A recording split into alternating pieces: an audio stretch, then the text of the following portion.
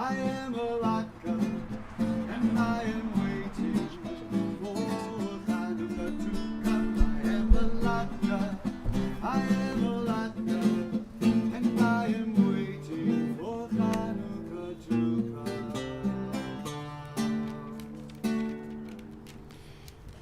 come.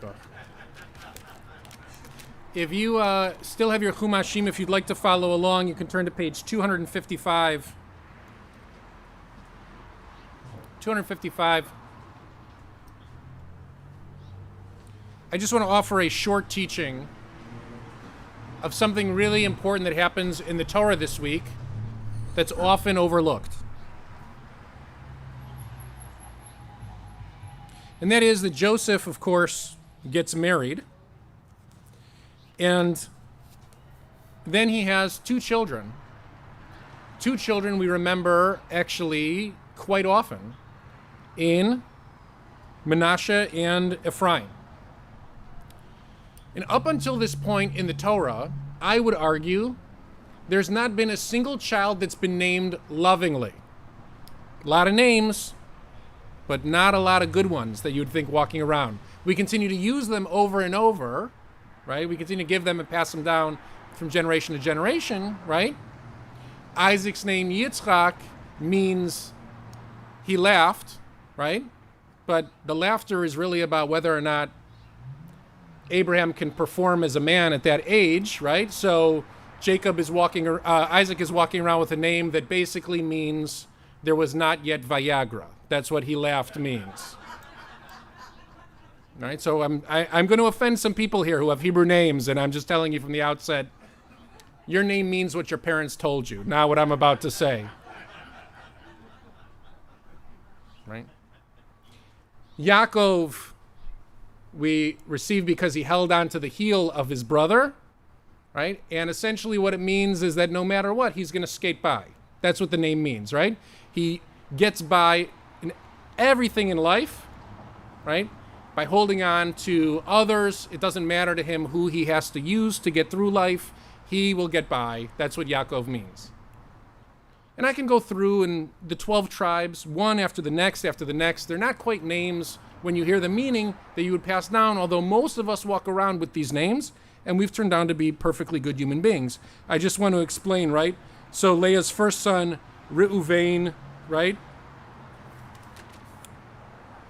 Ki ra'a Adonai ba'ani'i, ki ata yahavni ishi, right?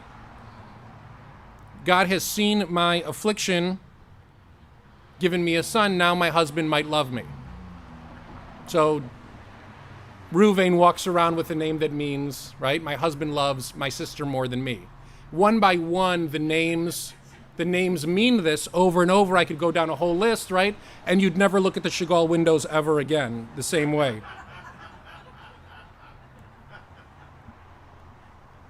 Then we come to Ephraim and Manasseh.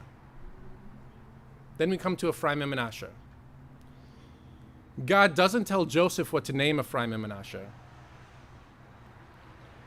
Joseph names them, and we receive the names. Vaikra Yosef et Shem HaBechor, and Joseph calls the name of the older one, Menashe, Ki nashani Elohim kol amali vet kol beit avi. For God has made me forget my hardship and the house of my father. Meaning to say that the hardship of Joseph's life is forgotten when he gazes upon this child. We should all have such things in our life. We should all have things in our life that even in our worst moments, we look upon it and we recognize godliness in the world. We recognize all the blessings we walk with in spite of the challenges that we also face. Ephraim is no different. Vet Shem HaSheni, and the name of the second one, by the way, I'm glad he didn't stick with just the second one, Kara Ephraim, he called him Ephraim, Ki Hifrani Elohim Be'eretz Ani, because God has made him fruitful in this land of his Oni, his affliction. He has already become the viceroy of Egypt. He's already become the viceroy of Egypt, and in the naming of Ephraim, we recognize that he realizes, he knows he has not left prison. He's been lifted out of jail, and he's been made the second in command, and he's paraded in clothes that are gifts of Pharaoh, and the community of Egypt throws presents all his way. And he names him and he says, thank God I still perform the miracle of Pru Urvu, the first mitzvah in the Torah, despite the fact that I live in a land that is not my own. We don't get to know Joseph really well. We really don't, because he's kind of the savant that always knows the answer. And he's bullied, and he perseveres. But in terms of actions that he takes, things that he does, we don't get to see a lot of that in the Torah. He's the subject of a lot of sentences that people do to him, but he's not the actor necessarily in his own life. The two actions that he takes in naming his sons gives us an idea that he is a glass half full kind of guy. Despite being bullied by his brothers and sold into slavery and falsely accused and thrown into prison and forgotten by people that he helped, he comes out and he recognizes that in these two children, he will find joy.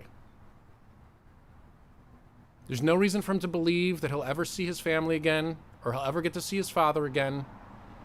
But in these two children, he recognizes joy, and in these two names, we find for the first time in the Torah a blessing that I think is worth repeating. Admittedly, I did not name my children Ephraim or Menashe, right? We named our son Shimon, and I didn't use that as an example that I explained to you what the name really means, and I'm not going to, because it's a beautiful name. And I want you to understand, right, that I would never do that to any of my children here in the congregation, only to your children. But in these moments when someone takes action, in recognizing blessing, you can also create blessing for others. And in naming them Ephraim and Menashe, that blessing is actually handed down each Friday night when fathers give that blessing to their sons. We don't bless according to Avraham, Yitzchak, and Yaakov. We bless that our sons should be like Ephraim and Menashe. They should be like the blessings that we recognize in the Torah this week. Shabbat Shalom, Chodesh Tov, Happy Hanukkah, everybody.